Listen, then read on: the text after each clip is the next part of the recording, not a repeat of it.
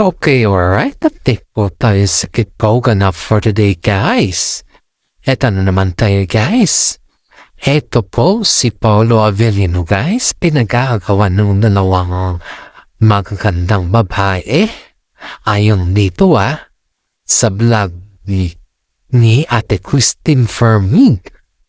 Sa showbiz na una, guys, ay si Janine at saka ang fans nila Janine at saka ang fans nila Kim Chiu, guys, ay nagkaroon ng sagutan sa comment section. Aba, palaban talaga yung mga fans ni Kim Chiu at saka fans ni Janine, guys.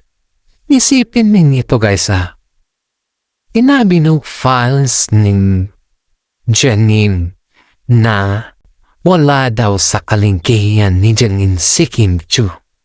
Aba, pinag-aagawan si Paolo Avellino, guys. Guwapo naman ni Paolo, pinag-aagawan ng dalawang babae. Isipin ninyo yan, guys, na yung guwapong-guwapo si Paolo Avellino, Wala naman siguro sa mga ibang tao or wala naman siguro sa mga ibang fans na ibang fans nila Janine, guys, at saka si Kwan, guys, Kim Chiu. Haba, eto na. Nahihirapan yung mga fans, guys, dahil kung dito, guys, kumbaga, guys, yung bang pinag-aagawan nila si Paolo Avellino. Haba, isipin mo, yung taong hindi nagsasalita ay yun pala yung taong pinag-aagawan ng dalawang magagandang babae. Pati yung mga fans, guys, ay bardagulan na din sa kanila dahil si Paolo hindi naman mahilig magsalita. Wala siya yung kumbaga, guys, hindi siya yung tao na nakikipagbardagulan sa mga kapwa niyang taga-showbiz. Hindi siya ganun. In fairness naman kay Paolo, nakita naman natin yung issue niya sa kanyang mga ginagawa. Dahil alam naman din natin na si Paolo, guys, ay gustong-gusto ng mga tao siya. You know, guys, si Paolo ay napakasimple niya. Hindi siya yung tao na mayabang or hindi rin siya yung tao na mabunganga or pulero. Dahil lang palagi niya kasing iniisip to, guys, is yung kapakanan ng kasama niya or yung kapakanan ng mga kaibigan niya at kapakanan ng iba, guys. Hindi yung sa kanyang kapakanan. Dahil isipin ninyo to, guys, sa kabila ng naging nangyayari or sa kabila ng naging past ni Paolo Avellino na halos hindi niya na makayanan yung kanyang problema, guys, is kita mo naman si Paolo Avellino ngayon. Sobrang sikat na. At napapasalamat din si Paolo dyan, guys, kay Kim Chiu dahil si Kim Chiu po ay dinala niya si Paolo Avellino sa lahat ng bagay. Talagang hindi niya hinayaan si Paolo na hanggang doon na lang yung kanyang karera. Tinayo po siya ni Kim Chiu, guys, kaya nag-crown po ngayon ng kumbaga, is pinakita niya talaga na kaya siyang hilain ni Kim Chiu sa lahat ng bagay at pinakita naman talaga niya yun, guys, at kita mo naman yun, yung resulta ng ginawa ni Kim Chiu, guys, ay talang sobrang saya ni Paolo kasi yung kasikatan ni Paolo sa ngayon ay bumabalik na. At higit sa lahat, guys, is na-appreciate naman nila yung effort ni Paolo dahil nakita naman natin lahat kung gaano naman kagaling si Paolo Avellino sa paggawa ng pelikula. At ito po, guys, galit na galit talaga yung mga netizen sa Kim Pao fans at sa mga partner ni Janine, guys, nagbardagulan talaga sila. In fairness naman kay Janine sa si Kim Chiu, guys, is Okay naman silang dalawa, yung mga fans lang talagang gumagawa ng ganon. At wag sana naman natin isipin na yung mga ginagawa ng mga fans niyan ay ganon din dun sa dalawa guys. Isipin natin na hindi naman nag-aaway yung dalawa kundi sa fans lang naman, yung mga fans lang naman nilang nag-aaway, hindi naman sila kasali. In fairness naman, kita naman natin na okay naman yung dalawa. Kita din naman natin na kayang-kaya naman nilang kontrolin yung isa't isa. At kita din natin na sobrang bait yung dalawa. Wala namang alitan Yung mga fans lang talaga nagsasabi na may alitan. Kaya nga sabi na may ibang fans na itigil na natin to. Sinasabi natin kasi nga wala namang alitan yung dalawa. Aba, tuwang-tuwa naman yung mga fans ng Kim Pao guys dahil may mga fans din pala na tanggap sila Kim Cho at saka si Paolo Avellino at saka tanggap din sila Janine. Pero in fairness sabi ng mga ibang fans na napapuso sa pulso ni Paolo Avellino guys sinabi ng mga fans ni I don't want to say kung kaninong fans to ang comment nila guys na aanhin naman nila si Paolo Avellino matagal na yan may karelasyon sa showbiz pero ni minsan hindi ni inamin just like ginawa niya kay Janine na karelasyon niya pero hindi niya inamin. Si Casey Concepcion naging karelasyon niya pero hindi niya inamin. Ganon guys yung comment ng isang fans na halos ikakabagsak na ni Paolo Avellino. Dahil naramdaman niya kasi guys na medyo there's something wrong Feel kasi ni Paolo na parang there's something kirot yung sinabi ng isang fans na yun. Kaya sabi naman niya na it doesn't matter kung ano man yung sabihin ng fans na yun or doesn't matter kung ano man yung naririnig niya or something which is nonsense. Sabi niya, basta ako, alam ko sa sarili ko, ang totoo, yun po yung sabi ni Paolo Avellino guys. Dako na naman tayo sa mga ibang issues guys na kung saan ay lumevel up po sila Paolo Avellino at saka si Kim Chiu.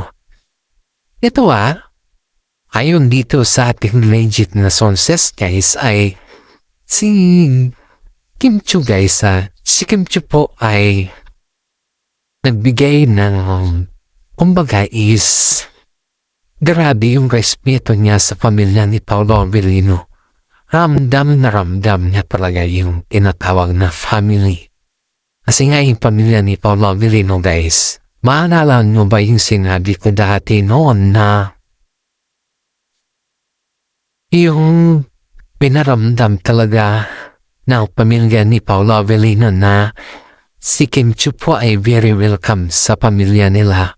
At hindi lang po very welcome kundi naranasan din po ni Kim Chiu yung tinatawag na may pamilya. Kasi since bata pa si Kim Chiu guys, hindi niya kasi naramdaman yung buo yung kanyang pamilya kasi nga ang nagkalaban na sa kanya in the first place is si Ate Lakam. At alam naman din natin lahat yun, diba? Hindi naman hindi naman bago sa atin yun. And the second round guys is yung bang hindi niya na-feel yung buo yung kanyang pamilya. Not like kay Paolo Avellino na naramdaman niya talaga yung pagka-welcome niya. Ito, may kunting kalaman tayo guys Before kasi sila si Yan din at saka si Kim Chiu, diba? Ito almost 12 years. More than 12 years, I think. Nagkaroon kasi, diba, they were both open sa both family nila. Parang pinag-aaralan pala nila kung kailan sila magpakasal or something which I don't know if nagkaroon ng engagement sila Kim Chiu at saka si Yan Lim kasi nga parang may nababalitaan tayo noon na nagkaroon ng engagement pero hindi naman in a public way kundi ginagamit lang nila yung singsing nila pat kung sila lang. At hindi naman nila ginagamit sa publiko dahil nga alam naman natin na lahat sa showbiz ay dapat sabihin din sa publiko. Hindi naman pwede na i-sekreto mo yan lalat pag yung daliri mo talaga ang tinitignan. Sabi kasi nila guys, ang ganda ng kamay mo, sabi. Pero yung nakasuot, kung ano yung nakasuot sa kamay mo, yun yung napapansin nila. Hindi yung ganda ng kamay talaga, kundi parang pinapahiwatik talaga nila guys na engage na kayo. Ganon guys. Pero, ayun nga, sabi ng ating legend na sources na they were engaged but in a secretary lang. Pero yun guys, yung engagement na yun guys hindi mo mawari. Sabi nga ni Kim Chiu na comfortable daw din siya. Ayun dito sa ating legit na sources na sinabi ni Kim Chiu na comfortable din daw siya sa pamilya ni si Yanlin. Pero parang may something na kulang. Kasi nga ang presence ni si Yanlin guys is ang taas kasi ng level up ni si Yanlin sa kanyang sarili. Parang kumbaga this is ang dami pa niyang gustong gawin na hindi pa niya nagagawa. Not like Kim Chiu na halos sikat si Kim Chiu. Sa ngayon halos lahat nagbabiral sa kanya. Konting kilabot niya lang or konting something sayo niya lang is napapasikat niya talaga o napapaviral niya talaga guys. Kasi yan din guys is hindi naman sa dinidiscredit natin si Sienna. Pero ayon dito sa ating legit na sources ay lahat ng movie niya kapag kasama niya si Kim Chiu, dun lang sila pumuputok pag kasama niya si Kim Chiu. Pero pag hindi niya kasama si Kim Chiu at iba na yung kanyang magiging partner guys is hindi masyadong nabibenta yung kanyang movie. Kumbaga ay pinamimigay niya na lang. Pero hindi napipenta guys para masabi lang na maraming bumili na ticket sa kanya. Pero in fairness, hindi nabibenta guys. Pinamibigay niya yung mga iba. At iyan po yung napansin nila kay Sian din guys na yung kasikatan ni Kim Chiu ay kapag kasama niya si Kim Chiu ay sumisikat na rin siya. Parang ganon. Pero in fairness kay Paolo Avellino kita mo naman yung comparing sa pamilya ni Sian Lim at saka yung pamilya ni Paolo Avellino guys is makalayo halos. Yung 12 years na kasama ni Kim Chiu yung pamilya ni Sian Lim, tapos ito kay Paolo Avellino is just only 3 years or 2 years. O diba, layo na agwat mong iisipin mo, parang hindi ka makapaniwala parang hindi ka makapaniwala sa sarili mo na they were already living and they get married already and they already have 3 years lang. Samantala nun sa 12 years, wala man ng plano sa Sian Lim, hindi mo mawari ko ano yung gusto ni Sian Lim at the age of 50, yun daw yung magkaroon ng plano sa Sian Lim sa kanila ni Hilot.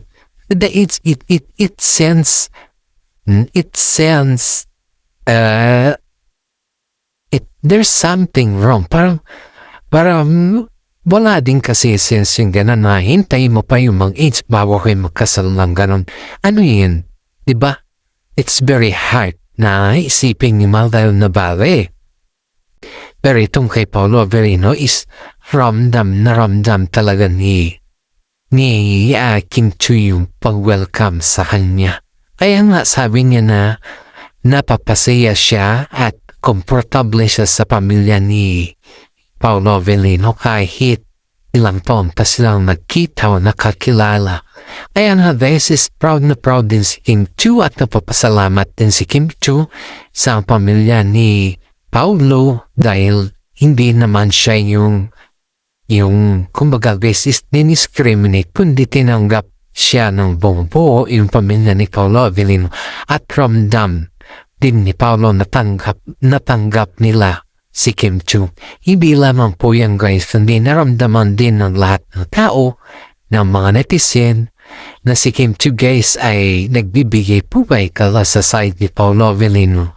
At lahat din niya guys ay naramdaman din ng mga iba at naramdaman din ni Ate Lakam. Kaya nga guys, yung bang tinatawag natin na yung pagmamahal ni Kim Chiu kay Paolo is napunta na rin sa kanyang pamilya dahil nga guys, dahil nga naramdaman ni Kim Chiu yung tinatawag na pagmamahal sa kanila. In fairness naman na kay Ate Lakam, kaya parait po galit na galit kay Paolo dahil alam ni Paolo yung kanyang kababalaghan.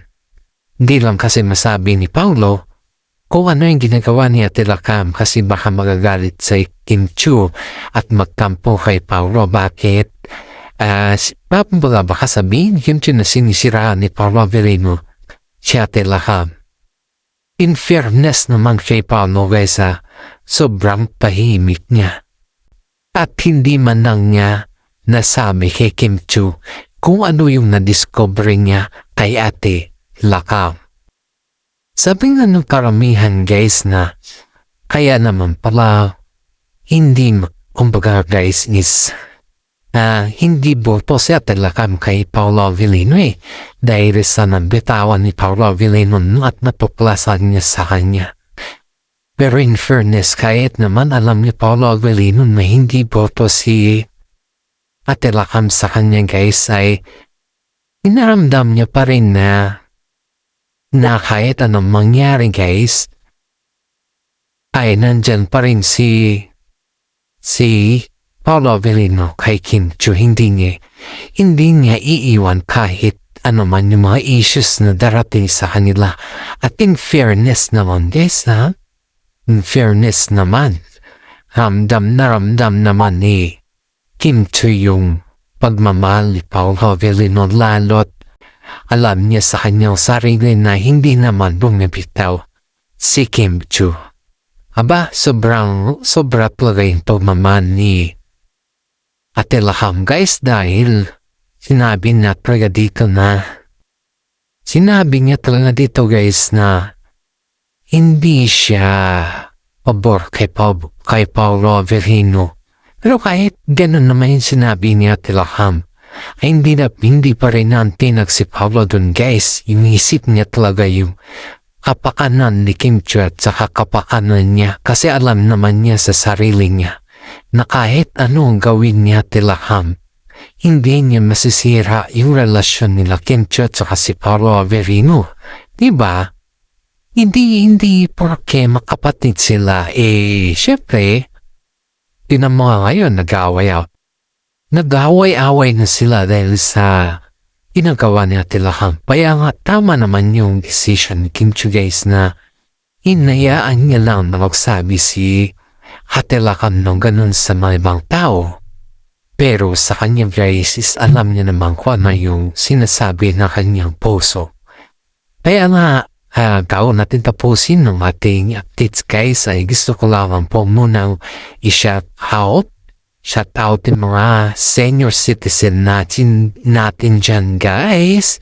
Maraming salamat sa inyo dahil isa po kayong kumbaga guys is mga loyal na fans natin sa ating YouTube channel. Paki-like and share naman po yung ating YouTube channel. Isang malaking pumulong po yan para sa atin, and always think positive. Kasi yung pagiging positive po ay nakakagaan sa pang-araw-araw natin. And always think God first and pray. Kasi lahat naman ng mga bagay guys, kapag iyan po ay iniisip natin at iyan po ay nakakonect sa Panginoon, ay wala tayong magiging problema kasi lahat ng bagay kapag may problema, may solusyon. Kaya always pray to the God also, pray to the Lord also, always praying don't forget to pray like that. Kasi ang pagiging matapat sa Panginoon guys, ay siya lamang po nagbibigay sa atin ng kaginhawaan at buhay. Yan po guys shout out po natin mga yan. Huwag po natin hayaan na sila din po yung shout out sa atin kasi ibang shout out na po yun. And this is for today guys. Maraming salamat at God bless po sa ating lahat.